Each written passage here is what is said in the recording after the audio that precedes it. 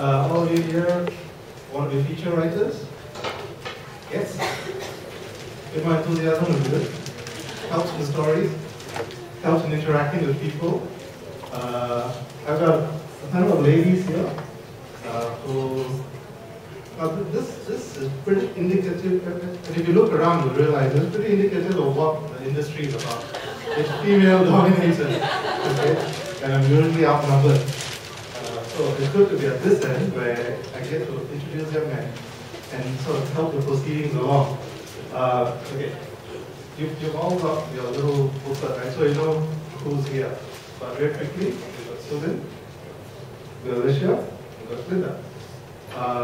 And I think what is important here is, if you want to be feature writers, one of the most important things is you've got to ask questions, right? So a lot of this session will be about you guys asking questions now.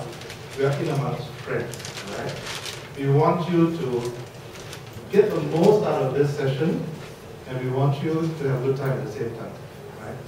So what I will do now is I'll just pass the mic quickly to Sulin, Alicia, and to Linda so that they can just explain themselves a bit, and then you can get the process moving along after that. Sulin. Hi, good afternoon.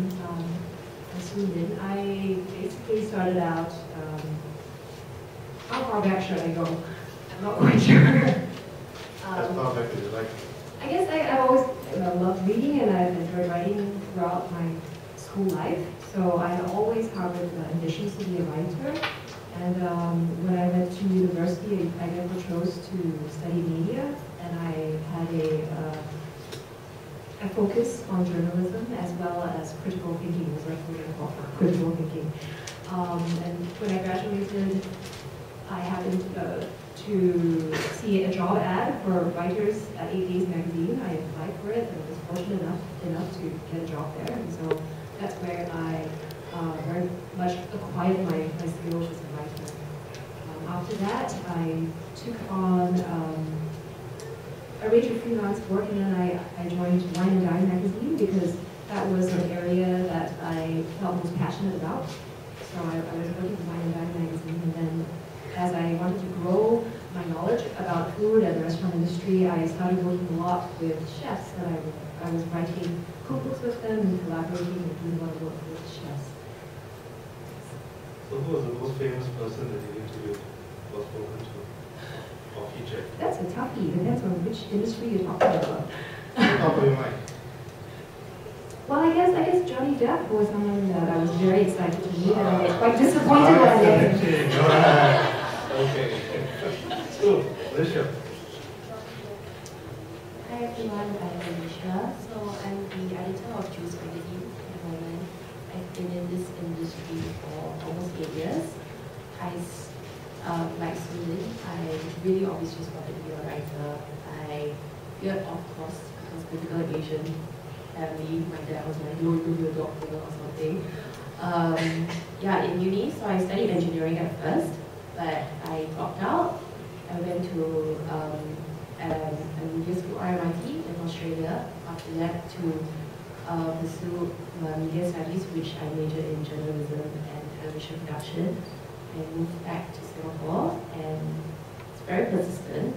And then my first job was at Style magazine, and as a features writer. From there, I've worked at Men's Folio, which is a men's magazine, World Watches, which is a watch magazine, Harper's Bazaar, Elle, and Designery and Juice. So basically, one take home that I would like to tell you all that I will tell you all that right from the beginning is that no one faults you for not knowing, but people only fault you when you don't ask questions. So please ask me. Delicious, right? What's the most memorable thing for you so far in your career? My first interview, celebrity interview was actually with Edison Chen, and I was so starstruck. I had a big crush on him that I forgot to turn on the dictaphone.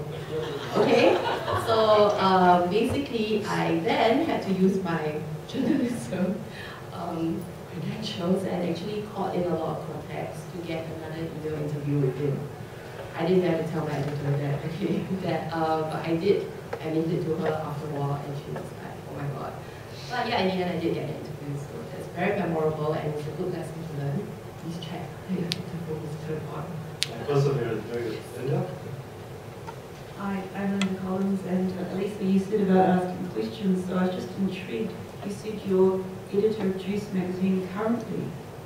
It implies some other move?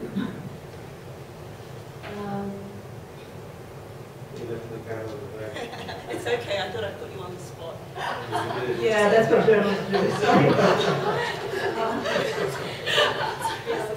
You have to be a bit irreverent sometimes and take a chance, and sometimes just you know, out there. And then you've got a quote for your interview, you know. Whatever her reaction was, it works. I'm not like these two in that I haven't worked much on magazines.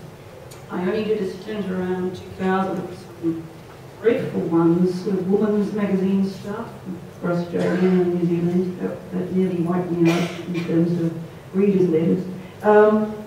My current thing is that I'm mostly a copy editor at the Straits Times live section currently, and I get a lot of stuff to try and fix to get in the paper, so I see what the raw stuff that's out there. I mean, I do write occasionally a column. I try to be witty. Yes, I am an ummo, and I do apologise. I'm not Neil Humphreys. I know nothing about match fixing, though I have occasionally lived in an HDB. You know, notes from a small island. Well, sometimes I feel that my job at the Straits Times involves some of that. Things that are said and not said. But as far as my beginnings out, you know, it's just so different to you two again, in that when I was about 12, I knew I wanted to be in newspapers or in the media in some way. So when I was 15, I did work experience on a local rag, just, you know, got over school time. And then I wanted to get a job, right? So I didn't plan on getting a degree or anything, whereas that's the usual route this way. So I just wanted to get a good story and sell myself. So my parents were really against me being in journalism. My father was a policeman, you know, and to him, journalists are the enemy. So I found a good story. It wasn't like a news story, but it was a woman down the road, an old lady, and yet she had this racehorse that she trained herself and rode herself, and it won a really big race. And I thought that would make a good feature story. And I couldn't get there. There was no public transport, and I begged my parents to drive me there, and they refused. So what I did was, I lived in a rural area. I found someone with a horse, and I borrowed the horse, and I rode to this woman, and I got my story, and I took my photo with my hopeless little camera, and rode home, and then later in the week was able to sell the story to one of the daily newspapers, and that showed me that you can, you know, get in and do it if you see a story. So, getting back to those questions, I'm just intrigued. Ken asked you, and I didn't really get a sense of whether you wanted to answer him at that stage, but if I could sort of repeat his question. So, is there anyone here who wants to be a feature journalist? You can just put up your hand or turn away and discuss. Yeah, okay, that's really encouraging. So I'm wondering what the other people are doing here. Are you interested in the media?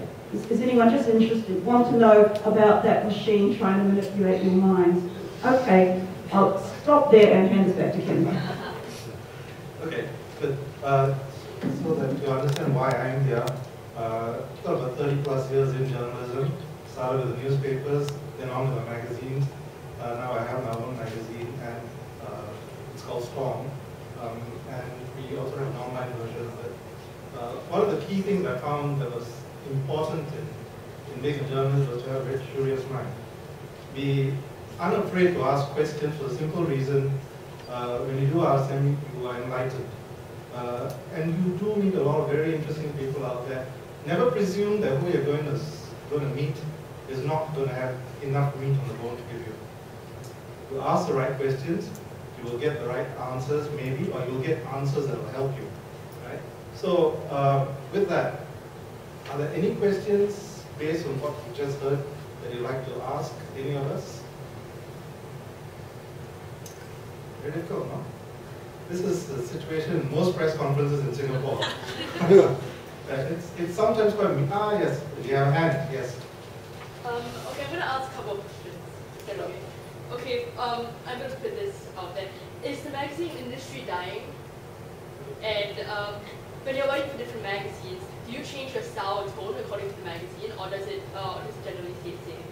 And when you're starting on a feature article, do you know what you want out of it before you're writing it, or do you sort of get there when you're exploring what exactly you're writing about?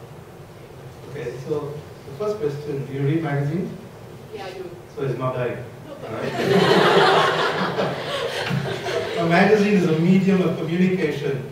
Whether it's an hard copy or soft, it's still about content, right? So people still want to read good stuff. So I can safely presume that I'm speaking for all of us here when I say. Yes, I think the only thing is maybe the form is changing, and the way you communicate in the magazine is changing, especially with tablets. The second question was it about feature writing? No, the second question was about writing for different magazines and whether your style and tone changes according to the magazine. I think I'm a good one to answer this because I've written for so many magazines and they're so different. Actually, I think the most important thing in writing is to not be afraid to be yourself. And you will develop your own voice with time. You get more confident. I think my first feature article was about textiles. I wrote a GP, a 3,000 word GP, which my editor was like, oh my goodness, this is not feature writing, my dear. You just wrote a journal paper. And I was like, I didn't even know what GP was because I didn't study in Singapore. But yeah, you do know that the important thing about being a journalist is about writing for the audience that is targeted at, that typical magazine is targeted at. But you still have your own voice, and don't be afraid to have your own voice. I like to think that when I write, it's like talking to my friends without the laws and the laws and stuff. I mean, yeah, it's a conversation and.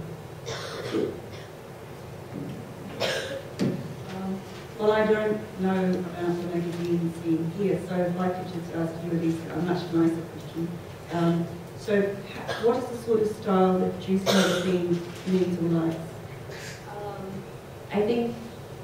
I'm sure you all, I hope you all have come across Juice because it's a free magazine at the end of the day. I have 16-year-olds all the way to 50-year-olds reading Juice. It's very irreverent. That's one thing about Juice is that I have worked in this industry for so long. I have met so many writers, and I used to be a writer myself. And I realized that at Juice, I met the most passionate writers because they really love what they do. They really, really, like my music writer loves music, everything about music. He gives me homework every week because I'm not that strong in music, because I'm more trained in fashion and beauty and grooming, I think, to be honest. Yeah, so I think it's just, I mean, that's the thing about Juice is that we can be ourselves. It's a bit harder with other magazines, but I don't think that you have to lie to people or like lie to yourself and never go home and hate yourself kind of thing. It will just, you need to know, be able to communicate with your editor to how to get your point across and still be you. Okay, because it's your name that's going on it. You don't want to write a piece that isn't you at all. Okay, the third question was about feature writing, whether you have in mind a direction for the article or whether it comes as you evolve the story. Two schools of thought on that. Whether you've worked with the end result, which do you think works better? Every story is different. So just what happens at Straits Times, for example. So a supervisor asks you, you come back from your assignment, you're reporting, you've gone out to interview someone, you come back, you debrief to the suit. The suit hears what You have to say, and between you, you decide on an angle. It sort of evolves as you talk. Ideally, that's the situation. That's what usually happens in a longer sort of thing. Say our reporter is on the phone, they were holding an interview, and then they get off and they discuss it, and they do it. And then it might come to me, and then there might be a better angle in there that neither the suit nor the reporter has realised, because you can get too close to the subject and just too caught up in the moment and worried about your deadline. So then I will suggest a different angle that it might not have occurred to other people in the process, because someone like me sees it from a reader's point of view and what might grab you, rather than a reporter trying to show that they interviewed someone important, or whether you're a suit who didn't really understand what the reporter said. It's a very evolving thing. It's kind of, at least where I work, haphazard. Sometimes there are stories that just write themselves and everyone agrees straight away that's the angle. I guess with your Anson Chan experience, that would have been a really obvious way to do it. Some stories are really boring, but you still have to run them. So you write it in a way, you try and find something interesting. And it's a very good question, because some people never even ask themselves that as writers. And some people really have trouble. It's not so much finding the angle as that they have different ways of writing. For example, some people sit down and they can just write a story straight away. Whereas I know one reporter on the live section who just can't do that. She actually has to go home and can only get the story written in the quietness of her bedroom. And then she can happily file the story the next day. And she rewrites and rewrites and rewrites, and then suddenly it occurs to her the strongest angle that's most interesting. And luckily she's in an environment that can support that. And I think that she will get more quicker as time goes on. People write in different ways at different stages of their writing life too. Thanks. So then you want to add to that? I just wanted to add, as a freelance writer, it's less open-ended. Very often you're pitching to an editor. That means you have to have a strong sense of where you're going with the story and what you're going to deliver, how long it's going to be. And you need to know what a magazine is about as well. Exactly. So precisely. I mean, it kind of crosses back a little onto voice.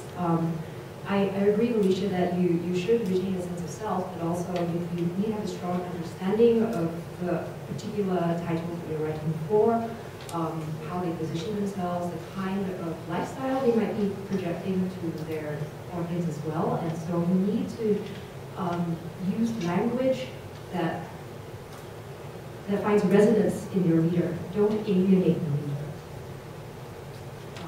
Yeah, I find that with freelance writing, sometimes, especially if I'm writing for an international newspaper, you're just working on your pitch over and over again with the editor that you're pitching to. And you find that to a point where you know almost literally what you're going to write. And then you write it.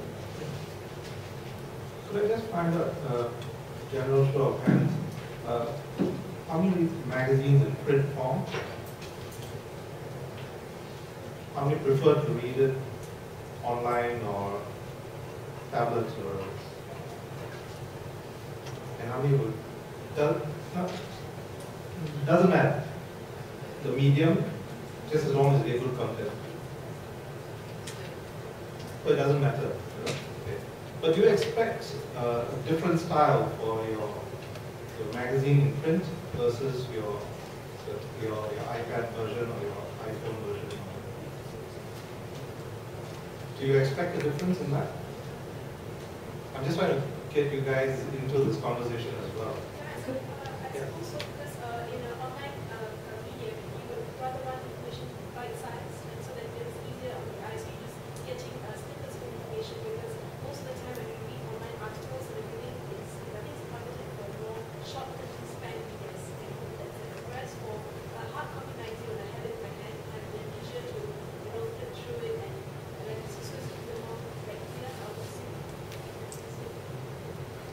yeah, if I could, sorry. It depends on the topic.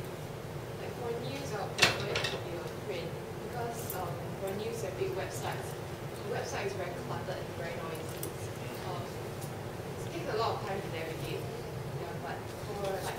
lifestyle and music and fashion, things like that. People prefer digital, I guess. Then it's very fast. If I just ask you, what website are you referring to? The news one you said was cluttered. No, this is valid criticism. Well, I mean, for serious readers, as a serious reader, I would prefer my news to be on print.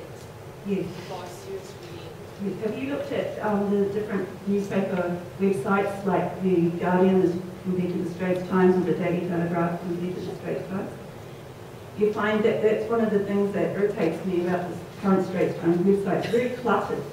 Whereas you go to the Daily Telegraph, which was onto it a bit more earlier, and it's just a bit more easy to navigate. So I thought that maybe readers here like that cluttered look, but you don't.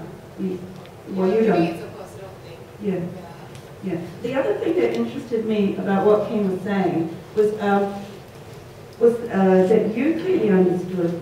But what shocked me, I was giving a coaching session to some journalists, young journalists at the Straits Times about 3 or 4 months ago. The people who come through the system here, and also scholars who've been to the finest universities in the world, and they were maybe 30 of them, and they were either interns or they just started at Singapore Press Holdings. Some were magazine journalists, some were youth journalists, and there was also stock people and that. And the thing that intrigued me, and one of the fundamental things, was when I asked them, and also gave them some exercises, very few knew the difference between news and features. And like you indicated you did. But I'd just be interested to hear what you guys on the panel have to say about the difference between news and features.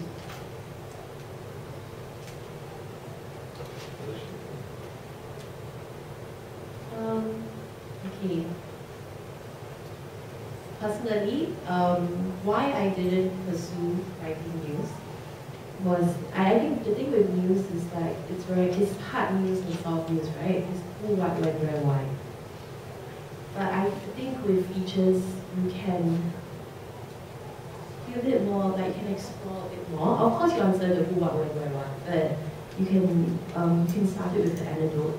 You can, I don't know, you can start it with a quote or something. But I just feel that with, from my experience from studying from hard news and the things that we read, the first paragraph, who, what, when, where, why, is all answered there. So I think with feature, I mean, of course, I read newspapers and stuff, and I read the Sunday Times, and there are, I mean, one of the best features in Singapore are really in like the Sunday Times. And of course, you can pursue the longer angle and stuff, but with, I think word count or something. Sorry if I'm blabbing. So then you worked on both forms, right? News features as well? No. You haven't done? Not actually done news at all. Okay. I'll be honest, from the time I could read, I was always the person in the family who would grab life first. So that was always the area that I wanted to. I worked on both. The news side of things is about what's current, what's trending, what's happening. The news features are largely extensions of that, where you can put in a lot more sort of research, which is very important when you're writing features, your sources of research, because people who are reading it expect you to have done your research, and therefore it needs to be accurate. So you've got to be careful when it comes to that, when you're writing features. But then the softer features, the harder features as well. Some features can be very long. When I was with the Straits Times doing the Saturday special reports, some of them go into many pages, and it would always be looking at different facets of a topic that was being discussed in that issue. Similarly, when I started a magazine called Well, we had a personality profile, just one, and it would run for 24 pages of the magazine. A lot of people thought, come on, nuts, who's going to spend their time reading 24 pages of an interview? But if you do it properly and you have the right personality, you talk about their business, you talk about their personal lives, their beliefs, their philosophy, their philanthropy, the interaction in the community. It becomes very interesting that you're able to get a full picture of this person, rather than just what a news story might say, which is something about what he or she is doing at this point, which was the news tag. But you don't know, you don't get a perspective, which the feature allows you to get from reading it. Yeah, so, but it takes skill. It's not easy to do the features. It requires you to go hunt and gather a whole bunch of stuff, and then pare it down so that you've got something logical for the reader to take away from that article. So it takes skill. It takes a lot of coaching and guidance. You've got to have the right people around you who will tell you, look, you've got to cut this out, you've got to put this in, go research that, or look for that. Why is this part missing? Go talk to some more people, or go back to this person and ask them about this, that, the other. So that gives you a perspective, and that's important. It's a pair of eyes that's not yours, that isn't too directly involved in it. It's a system in many ways that comes together. But the most important thing is the end result. Who reads it? It's the reader. So you've got to do it for the benefit of the reader. So any question that while you're writing is not answered, you have to answer it as well. I think you raised a really important point as well. I think for anyone who's looking to go into writing, is to realize that the process is not just you writing.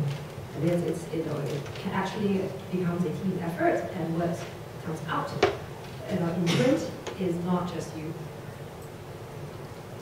It depends on the organization as well. If you're in a large organization, the tone of publication is usually set, predetermined to some extent.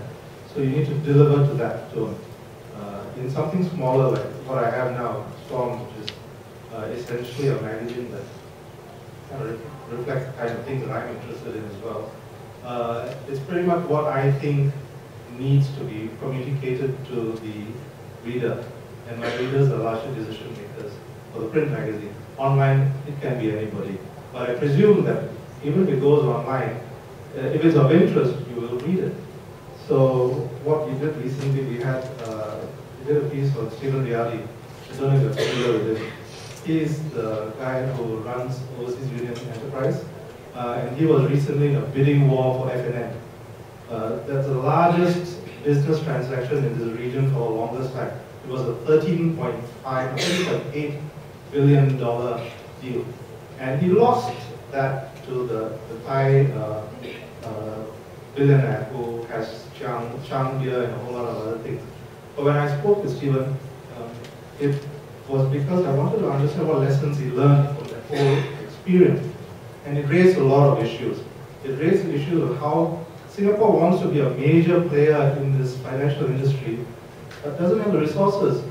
Because when you have something this big in play, if you want Singapore dollars, you need to go to the local bank. And they are tied up with the Thai partner. So then, where do you get your money from? So it speaks of being resourceful, looking for other opportunities as well. So when I do something like that and I put it online, it's an opportunity for people to get into the mind of this person in a way that you wouldn't be able to because they don't have the time for you. So you're doing a favor for the reader by getting this person's advice and views. And so it's important to communicate that. All right, let's get back a bit about that. But those are kind of features, there are all kinds of features. Some you like, some you may not like. But keep the mind open. As you grow up, as you get exposed to things, you will also change some of the things that you like and don't like. And you might want more information about it. Any thoughts? Any questions? Yeah. What is the process of writing a somewhat good feature piece like? And do you think that the existence of expectations in terms of the form and the style, does this make the writing more restrictive? I don't think anybody, I think everybody wants to do a good feature, right? So it's a question of understanding it. What is a good feature to you? I think the most important thing as a writer is don't assume that the readers know. So that's how, and so answer all the questions that and ask all the questions that you will actually ask. Like, do not be afraid. I usually, when people tell me I only have 15 minutes to interview a person, I tend to go over 15 minutes because I find it's really, really important to get all your questions answered. I think that's the most important thing, and research is really very important. You can tell when writers actually don't do research, that they just take stuff off a press release that is sent to them and just regurgitate it. That makes them really good editors, not writers. So I think it's really important to just, be really curious, and there's no formula for good writing. I mean, because writing is very subjective. It is part of, it's an art. So, but I do feel that writing is very subjective. As long as your grammar and spelling is there, those are just basic skills that you need. And Sulin was mentioning, like, no one is born a writer. That doesn't mean that, oh man, I don't know, if I'm brought up in a family that's only Chinese speaking, I can't write. I can't be a writer for English magazine. That's not true at all. Thank you. I have a tip you can take away in terms of writing a feature story.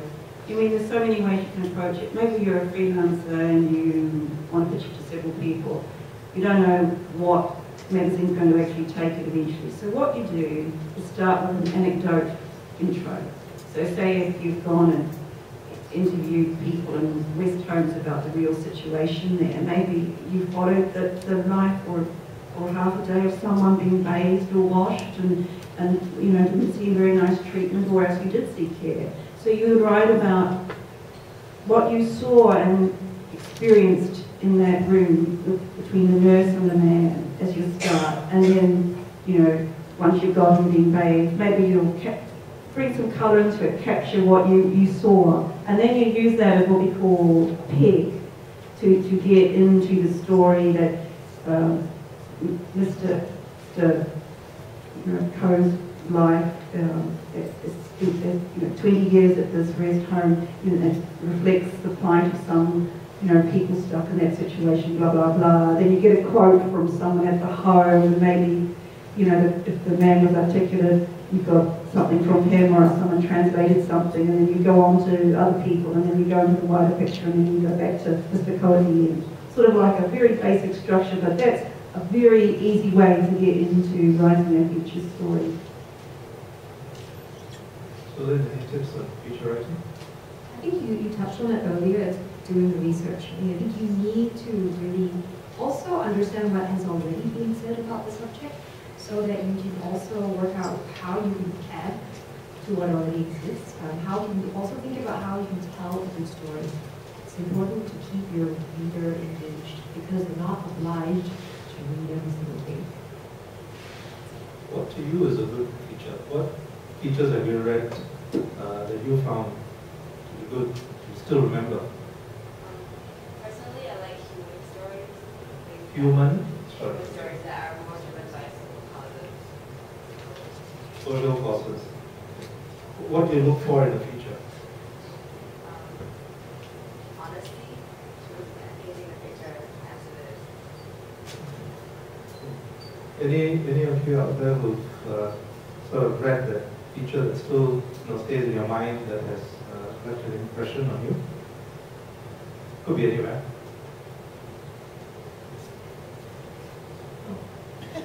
All right. Because it splashes over this. No.